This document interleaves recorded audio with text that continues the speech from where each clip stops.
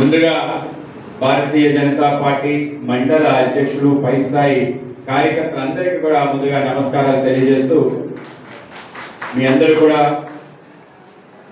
మీకుండే కష్టాలు, మీకుండే అనేక రకాల విషయాలను అధిగమించి చిత్తూరులో ఈ మధ్య అనేక రకాల కార్యక్రమాలు అద్భుతంగా చేయడం జరిగింది. ముందుగా మీకు దానికి కూడా అభినందన తెలియజేస్తాం. రాష్ట్రంలో రావడం జరిగింది. ఏదైతే ప్రశిక్షణ అంటే మీరు మన జిల్లా ప్రశిక్షణ అయింది, అయితే రాష్ట్రంలో మండల ప్రశిక్షణ కార్యక్రమాలు బాగా జరిగాయని జాతీయ స్థాయిలో పేరు. ఆ యొక్క మండల ప్రశిక్షణ కార్యక్రమాలు నేను చిత్తూరులో బాగా జరుగుతాయి అనుకోలేదు, కానీ అన్ని జిల్లాల కన్నా బాగా చేసిన జిల్లా, ముందుగా అన్ని పూర్తి చేసిన జిల్లా చిత్తూరు జిల్లా. కనుక చిత్తూరు జిల్లా సంబంధించిన మండల అధ్యక్షులందరికీ కూడా ప్రత్యేక ధన్యవాదాలు, అభినందన తెలియజేస్తూ, ఆ కార్యక్రమాలు ఆ విధంగా రచన చేసి ఎప్పుడు ఫోన్ చేసినా కంప్లీట్ అయిపోయింది చెప్తున్నాడు. ఆ విధంగా మన యొక్క జిల్లా అధ్యక్షుడు మిత్రులు జగదీశ్వర్ నాయుడు గారికి ఈ సందర్భంగా అభినందన తెలియజేస్తున్నాను. అన్ని మండలాలు పూర్తి స్థాయి కమిటీ పూర్తి చేయమని చెప్పాం, ఆ విధంగా పూర్తి చేశారు. ఒకే ఒక మండలం ఉండిపోయింది, దాంట్లో సభ్యత్వం కాలేదు. సభ్యత్వం అయిన తర్వాతనే చేస్తా అని చెప్పాడు, దానికి కూడా ఆయనకు అభినందనలు. 100% మన మండల కమిటీలు పూర్తి చేసుకొని మనం రాబో కాలంలో అనేక రకాల కార్యక్రమాలు చేయాలి. మనం కూడా ఒక తిరుగులేని శక్తిగా ఇక్కడ ఆవిర్భవించాలి. త్వరలో స్థానిక సంస్థల ఎన్నికలు వస్తున్నాయి. ఆ ఎన్నికల్లో కూడా మనందరం కూడా ప్రాతినిధ్యం వహించాలి. ప్రతి కార్యకర్త, ప్రతి నాయకుడు ఎంత మేరకు అవకాశం అంత మేరకు తప్పనిసరిగా మీ అందరినీ కూడా ప్రజాప్రతినిధులుగా, ఎక్కువ మంది ప్రజాప్రతినిధులు ఉన్న పార్టీగా మార్చే ప్రయత్నం నేను చేస్తాను.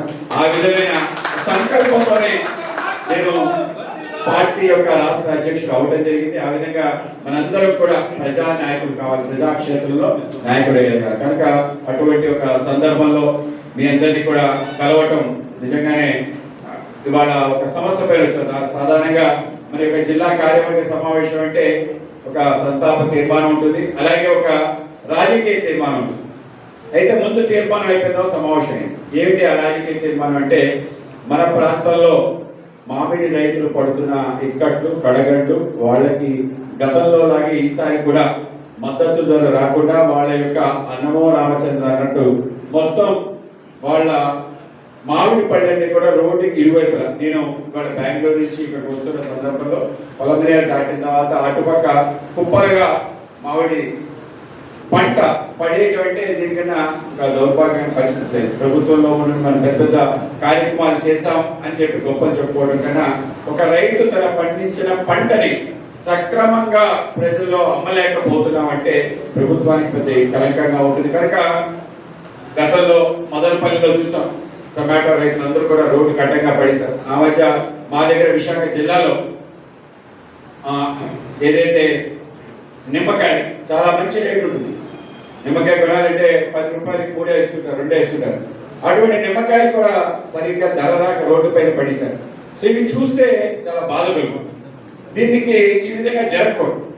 ఏదైనా జరగచ్చు, కానీ చాలా కష్టపడి సంవత్సరానికి ఒకసారి పండే పంట రోడ్డు పాలవటం ఏదైతే ఉందో దాన్ని తప్పనిసరిగా మనం అరికట్టాలి. దానికోసం మనం ప్రయత్నం చేయాలి అనే ఆలోచనతోనే ఇవాళ మీ మధ్యకి రావడం జరిగింది. చిత్తూరు సంబంధించిన మన ఆర్బీఎస్ గ్రూప్ సంబంధించిన వెంకటేశ్వర ఇంజనీరింగ్ కాలేజ్ వాళ్ళకి తెలియజేయడం జరిగింది.